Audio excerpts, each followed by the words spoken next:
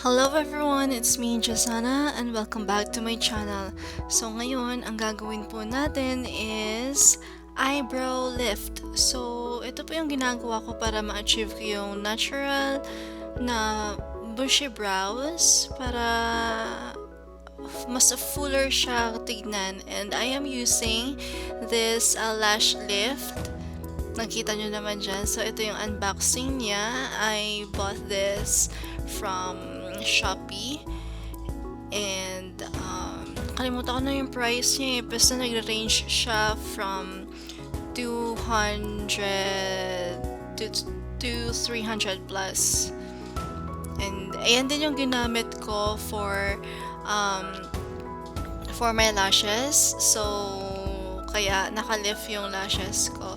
And now, tinry ko siya for my eyebrows. So here in the box, meron tayong lift pads, I mean.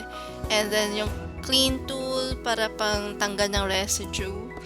And then yung, ayan na, yung mga gamot na, yung glue, yung nutrition, pang cleanse, and pang perm, and ganoon din yung fixation. So, yung instruction niya nasa likod ng mismong box. So, sundin nyo lang yun. So, at first, nilinisan ko lang yung kilay ko with the cleanser, which is a number 4, para matanggal yung excess oil. And then, I applied the glue on my eyebrows. And then, pag na-apply na yung glue, hintayin lang na, alam mo yun, yung medyo sticky na siya para didikit na siya sa balat mo, sa skin. Para kapag binrush up na siya using this clean tool, is didikit na siya and set siya kung saang direction mo siya ilalagay. Hindi na siya hihiga and whatnot. Kasi yung kilay, yung buhok kasi ng kilay ko is nakahiga siya and flat na flat tignan, walang shape. So, kaya gusto ko siyang ma-lift. So, yun. Naisip ko lang din na, baka pwede siyang gawin din or gamitin yung ginamit ko sa lashes ko for my eyebrows. So, ito nga. Tingnan natin kung ano magiging kalalabasan. So, after na brush mo na siya for the right or desired direction, kunin na natin yung pang perm and with a cotton swab, ayan, lagyan lang natin siya. Mahalaga talaga yung pagko-comb kasi ayun yung direction na susundin ng perm para maging set siya sa ganong direction yung hair strand ng kilay natin. And yun na nga. Para mag-set siya sa ganong direction at hindi siya babagsak. And then with this plastic wrap, okay, ayun ang gawin natin, i-wrap lang natin siya. And we will wait for 10 minutes. And after that, yan, pag nababad siya for 10 minutes, tanggalin na natin yung plastic wrap and then i-wipe lang natin siya gently para matanggal yung glue as well as yung perming solution.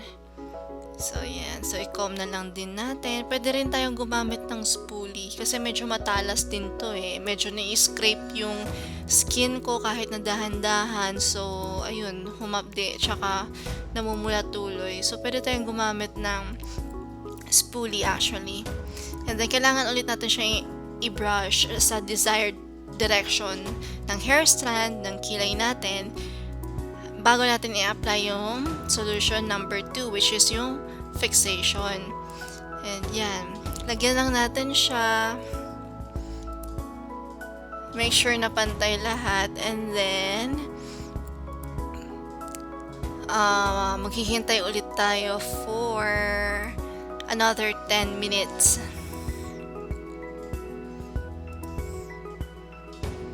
After that, ibalot ulit siya ng plastic wrap.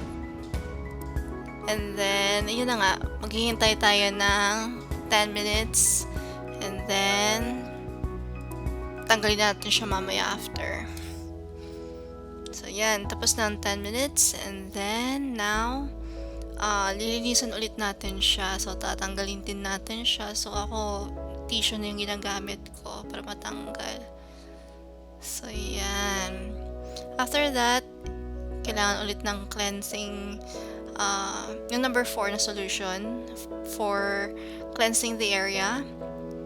And then, tsaka natin i-apply yung number 3, which is yung pang nutrition daw. So, yun. Apply lang natin evenly. And nasuklayan natin ng spoolie para makita natin yung result, at saka may kumpara natin siya sa kabila na mas fuller siyang tignan kesa sa hindi pa nagagawa ng kilay ko, 'di ba? So yun, parang natural siya na thick. So pag-asa yan sa mga maninipis na kilay na tulad ko. So yun, ginawa ko na rin yung sa kabila, and look, kumapal yung kilay ko. Like, kumapal siyang tignan, or makapal siyang tignan now, na naka-brush up yung kilay ko, and natural siya. Once na nakaganyan siya, para na siyang naka-gel, nakaset na siyang ganyan all day. Para lang pag nabasa, kasi syempre, ang buhok pag nabasa, bumabagsak talaga. So yun, napakadali lang, 'di ba?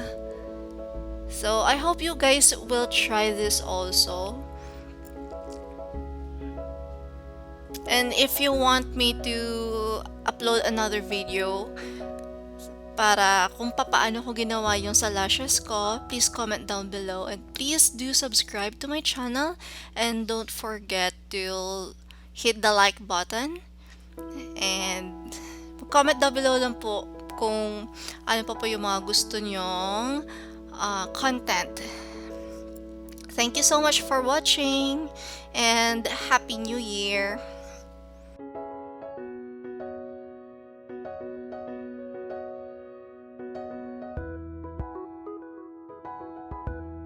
So, this is how I achieve